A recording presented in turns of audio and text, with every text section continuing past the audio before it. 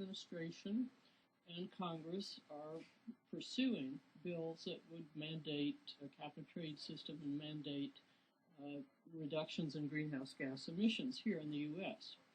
And last year, the American Council for Capital Formation, in conjunction with the National Association of Manufacturers, sponsored a piece of research, which Michael referred to, an analysis, a macroeconomic analysis of the impact of the Waxman-Markey bill on the U.S. as a whole and on all the 50 states, including Michigan. And let's just take a quick look at the challenge that the Waxman-Markey bill would impose on the U.S. economy. And the reason this analysis is still relevant, even though it was last year's bill, is that the new bill being discussed and worked on by Senators Kerry, Graham, and Lieberman has the same emission reduction targets as at least it appears to. We haven't seen the bill yet, but that's what we hear. The reduction targets are just the same. So the baseline forecast for emissions in the U.S., absent Waxman-Markey, absent further measures to reduce greenhouse gases, shows emissions pretty well flat between 2012, when the bill would start, and out to 2030. And this is the Department of Energy's baseline forecast. Now, the Waxman-Markey bill requires the U.S. to curb CO2 emissions by 42% by the year 2030. So the green line shows the required reductions in U.S. greenhouse gas emissions. By 2050, the bill requires an 80% reduction in greenhouse gas emissions. So virtual decarbonization of the U.S. economy by 2050. Now that is all very vague and abstract, but let's look at it on a personal basis.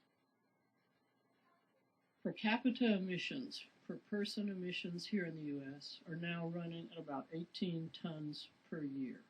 And that probably sounds vague too, but if you're driving a mid-sized car, say a average-sized car, if you're driving 10,500 miles a year, you have emitted 5 tons of CO2. So that's 5 of your 18 tons on average. The 18 tons counts the emissions associated with your work, your travel, your living at home. So per capita, we're emitting about 18 tons per person. The Waxman-Markey bill, sorry, I've got to master this pointer, would require us to get our personal emissions, per capita emissions, down to about 10 tons in the next 18 years. So you can imagine that would take a pretty important and significant changes in how industry produces goods and services, where you live, what kind of car you drive, how far you drive, and so forth. Over the entire 18-year period we modeled, total output falls by between 1.7 and about 3 trillion dollars. So over that 18-year period, we could lose as much as $3 trillion in GDP. And that, of course, has significant implications for living standards, for deficits, deficit reduction, and so forth. So, as you can see, the range of macroeconomic models that I'm showing you here all are pointing in one direction, even Congressional Budget Office.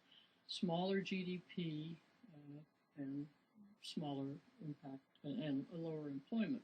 Our numbers suggest a reduction in U.S. employment of between 1.7 million fewer jobs to as many as 2.4 million fewer jobs. And of course, the manufacturing sector takes a big hit, and that is detailed in our full study if you want to break out manufacturing, because it's so energy intensive and so subject to companies being able to relocate their production in China or India or elsewhere. So those are some of the consequences for the economy as a whole. Let's take a quick look at the impact on Michigan. And by the way, as Michael said, there is a little 2-page report on our website on the specific impacts on Michigan if you'd like to look at it. But Michigan, being so energy intensive, cold climate, using coal, a lot of coal for electricity generation, suffers disproportionately more than states on average do. By 2030, gross state product could be between 12 billion and 16 billion lower. And of course, that has implications for budget receipts here. You know, if Michigan is taking 10% of, let's say you're taking 10% of every dollar of state product here, then budget receipts could be down 164 million approximately. So it has significant impacts for ability to fund the activities that citizens of Michigan are interested in. And by 2030, job loss becomes important here, down between 66,000 to as many as 90,000 fewer jobs. Household income in real terms could be between $883 and $1,400 smaller than absent Waxman-Markey. Energy prices here in Michigan, as is true with other states, would have to rise. So that's the purpose of this bill. It's to make fossil fuel more expensive so that individuals and factories and businesses, transportation fleets will have to cut back